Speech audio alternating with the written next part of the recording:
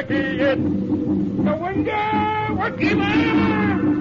It's Sue, it's Pop, Wakima! It's Tawny, it's the cow, Prima Cook! And an American, it's Daniel Boone, Indian Scout!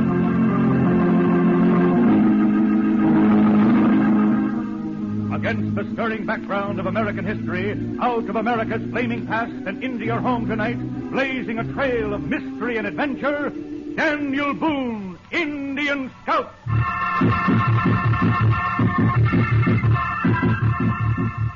April 1755. Along a forest road, a white horse gallops swiftly, a blur of white against the green, urged on by a young rider whose tri-cornered hat is jammed down over his clubbed hair, whose military cape streams behind him in the wind. Shortly, the forest path opens into a clearing on the Potomac River. The rider pulls his horse in, canters past the tents of His Britannic Majesty's Army, past log cabins and other rude dwellings, drawing rein at last before a house more spacious than the rest. The place is Fredericktown, Virginia. The house is the headquarters of Major General Edward Braddock of His Majesty's Army. Leaping from his horse, the young man bounds up the steps of the porch and into the house. Another day, another hour. Think me, I say, Sonny Piper. Hello, who's this? Why, Colonel Washington, as I read. General Braddock? Well, Colonel, you at least arrive when you say you will. Far more than I can say for the supplies your fellow Americans promised me. You know Mr. Franklin, do you? By name only. The name of Benjamin Franklin is notorious in Virginia. As you can see, General Braddock, I am not beloved in Virginia. That is because I am from Pennsylvania. Oh, sink me, man. I don't care where you're from. If you can secure me the supplies I require. I have already promised you the supplies, General. 150 wagons containing loaf sugar, good green tea, chocolate, flour, raisins, and spirits. The question seems to be, how are we to transport them here? Perhaps now that your aide, Colonel Washington, has arrived, he can answer it where I have failed. I can try. What is the problem, General? We need those supplies desperately, Colonel Washington, and quickly. If our advance against the French at Fort Duquesne is not to be slowed. Now, if I understand, Mr. Franklin, these wagons and an equivalent number of horses, I am right about the horses, am I not, Mr. Franklin? Well, to transport the wagons without the horses, General, would be a problem I doubt even Colonel Washington could master. Eh? Oh, yes, quite. Well then, Colonel, these wagons will be assembled at a point near Philadelphia. The fly in the arm is this. Once these wagons leave Philadelphia for Fredericktown, Beaujeu is bound to hear of it. And he and his wolf pack of Indian savages are certain to attack them. The answer seems simple enough, General. I should be happy to lead a detachment. Not likely. Oh, think me not likely, Colonel Washington. The colonial promised that my supplies should be delivered to me here. And here they shall be delivered by the colonials. I refuse absolutely to turn a hand to that account. But, General... Enough! I know what you must think, Colonel Washington. That I am being foolishly obstinate, absurdly inflexible. But you, sir, have not been plagued as I've been these past weeks by the inefficiency of your fellow colonials. I found here nothing but disorder, wilderness, not a single road fit for military transport. I've been constantly vexed by lack of men, incessantly tormented by the lack of supplies. It was understood, thoroughly understood, that these I should have, that they should be waiting when I landed. Well, sir, they were not waiting when I landed, nor have they arrived here despite the promises. No, sir, I have had a bellyful. Mr. Franklin may have the supplies, but I shall not stir one hand to bring them here, nor one foot toward Fort Duquesne until they are brought here. It is a problem for the colonies. And since you are colonials, I leave the solution to you. I hardly know what to say, General. Hello. What's that? There's some excitement without. Perhaps we'd best see. After you, General Braddock. Here. I say. General Braddock, Someone bringing in a captive. And a captive Indian at that. Egad. How long since we've been capturing Red Indians? Look there, General. He's prodding the redskin before him with the barrel of a long rifle. Who is that man? I'll be bound if I know. Captain. General Braddock, sir. Tell that man to come here. Very good, General. What sort that chap, what? Tall as a... what are those trees over there? Pine trees, General. Oh, yes. Tall as a pine tree. And equally as straight. But what's that monstrosity he's wearing on his head? That's a coonskin hat, General. You don't say. Oh, monstrous. Here's the man, General. Ah, good. Now, what is your name, fellow? Boone, General. Daniel Boone. No? Native of these parts, are you? I reckon not, General. I was born in Pennsylvania. I thought as much. You have the look of a Pennsylvanian. What do you then in this part of the colonies? I'm a wagoner and blacksmith in your army, General. How's that again? I said I'm a wagoner and a blacksmith in your army, sir. I don't think I quite understand you, fellow. I assumed you could not be attached to His Majesty's forces inasmuch as I gave express orders less than 48 hours ago that no red savage you've come upon was to be taken alive. You're quite sure you're a wagoner in this army? Well, General, a musket ball hits better if it's shot straight, so I always like to get to the point. I am attached to your army, and it seems like I disobeyed orders in not shooting that redskin when I collared him spying on our camp. Spying? It appears like it. He's an Onondaga, and Bojo's got about 800 of them up at Fort Duquesne. Well, you seem knowledgeable as well as refractory. How is it, fellow, that you come upon a red savage spying upon our camp, and yet against my particular orders you did not kill him? I guess you might say I like Indians too much, General. You like Indians? Well, yeah, General. They're people, you know, just like you and me. Are they indeed, fellow? I must say... If you'll allow me, General... I must say, sink me if you colonials are not the most influential... General, if you will permit... You will permit me, Colonel! I will handle this matter in my own fashion. You, fellow. General? You will now do what should have been done when first you encountered yonder savage. You will shoot him, sir. That is an order. You mean you want me to shoot that Indian in cold blood? You have heard the order correctly. Obey it.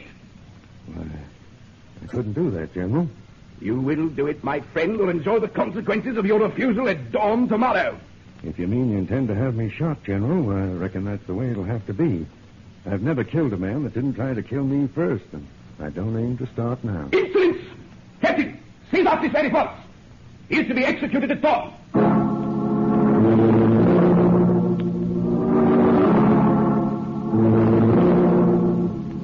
His face flushed with burgundy with anger, General Braddock turns and storms into his headquarters, followed by Colonel Washington and Mr. Benjamin Franklin, while Daniel Boone, aged 21, a wagoner in His Britannic Majesty's army, and a man who will not obey a heartless order, is led off to the guardhouse. In there. Well, what they get you in here for, Sonny? Huh? Who are you, old-timer? Don't call me old-timer. Well, don't call me Sonny. You're young enough. You're old enough. At this science execution and no execution, I'm shaving off these whiskers before dawn. Make me look out powerful lot older than I am. You're no chicken, Gramps. Whiskers or no whiskers. Now, stop that. Well, you started it. All right, leave it be. Who are you? Boone's my name. Daniel Boone. Oh, Daniel. Yeah, I've heard of you. You have? Sure as my name is Longbow Billy. Longbow Billy. You? Yeah, the same. But I thought Longbow Billy was a young man. I am young, dang it. Splits me for an hour, and if I don't shave these whiskers off force enough, they make me look a lot older than I am. Well, Longbow, young or old, I'm proud to meet up with you. You can put a double arrow to your string on that one, Sonny. Beg your pardon, Daniel. Proud to meet up with you, too. Have some butter candy. Butter candy? Make it myself. Take some butter, flop it in the pan. Add sugar, heat the whole mess, and stir. When it cools off, you got butter candy. Have some. Well, thanks for holding here. Don't be. Got to get rid of it. They're shooting me in the morning. They could have me with a bowstring, and if I'd given any of my butter candy away to them redcoats. Flutterheads, pea-brains. To think that tomorrow at dawn they're executing the only man in this whole blamed army that's got any brains. Oh, well, now, it's nice of you to say that, Longbow. But, Huh? well, I mean, I'm not the only man in the army. You, who's talking about you? I'm talking about me, Longbow Billy. Oh. They catch me laughing, they did. Couldn't help myself. We're standing amongst some hickory springs watching this fool redcoats drilling for the battle as to come with the French and Indians at Fort Duquesne. There they are, the sun gleaming gold on their helmets, red coats, clay piping, every last son of a gun a target a babe could hit, marching up and down, up and down. He off, the captain cries, and they stop. He off, the captain cries again, and with a snap and a slap, their muskets come down to ready. He off again, cries the captain, and they aim. So help me heaven above, by that time they'll be riddled with French bullets and cut to shreds with Injun arrows. So I'm laughing fit to kill, when a voice behind me begs to inquire what I'd laugh at.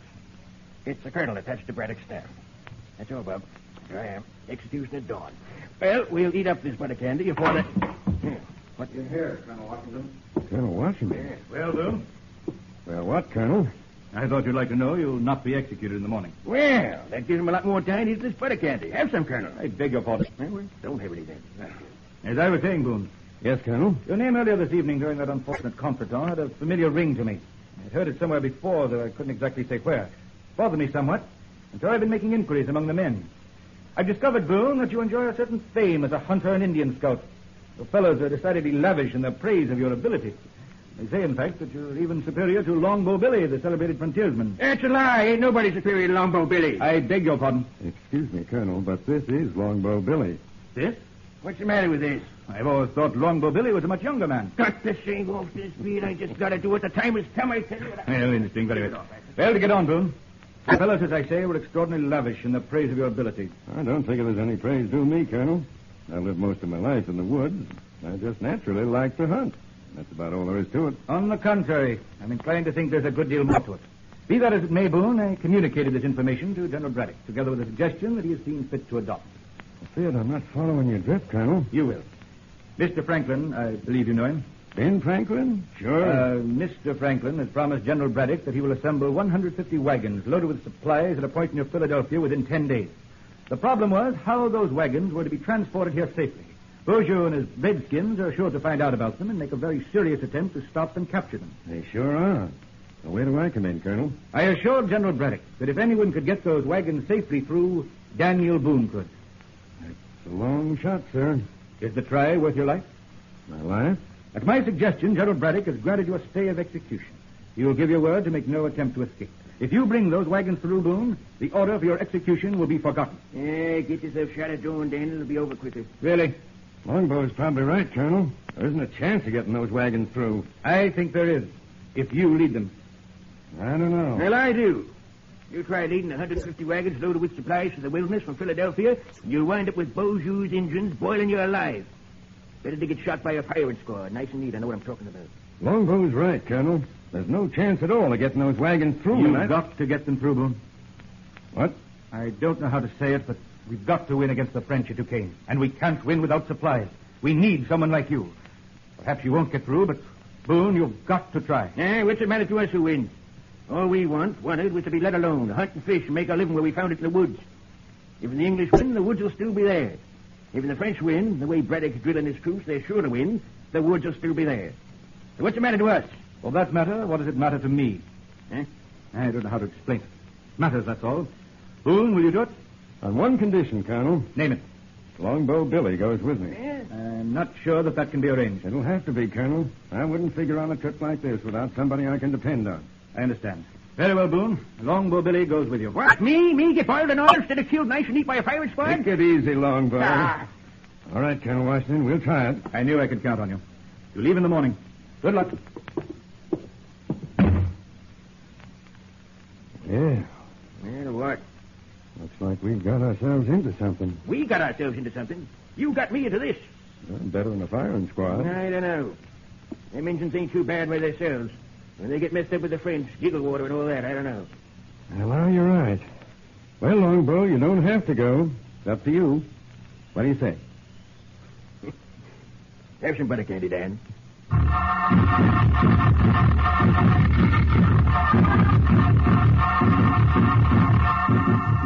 Danger and plenty of it lies ahead for Daniel Boone and Longbow Billy. Will their skill as woodsmen, their cunning as scouts, bring those wagons and themselves through safely? Thrills and tense adventure await us tomorrow, so be sure to be with us then for the next stirring episode in this saga of American history. For remember, in Cherokee it's Kapinga Wakima! In Sioux it's How Wakima! In Pawnee it's How Pimaku! And in American it's Daniel Boone, Indian Scout!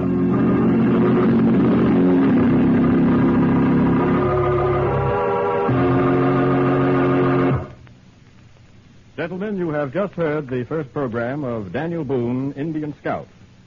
You could have been listening to the 100th, if you know what I mean, and I think you do.